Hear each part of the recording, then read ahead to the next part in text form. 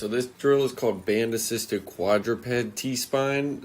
So I know that's kind of a long name. All that means is on hands and knees, and it's passive. So the band is going to pull you into the range of motion we want. You get a breath there and stretch it out. It's not so active where you're driving into that range of motion.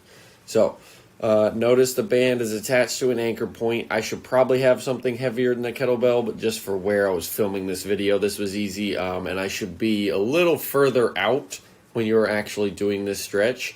But the important part to note is that the band goes around your back, so the resistance is going to pull you open or pull your chest towards the sky.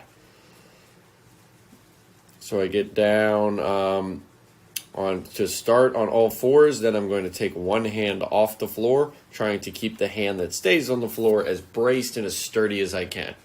Notice my hand is kind of behind my neck, but I'm not pulling on it. That's a very important point. You're not going to pull on your neck. Your hand is just kind of resting there so that you can drive your shoulder open, but you're not trying to pull with your hand. So one thing to notice is that my head turns with my elbow here.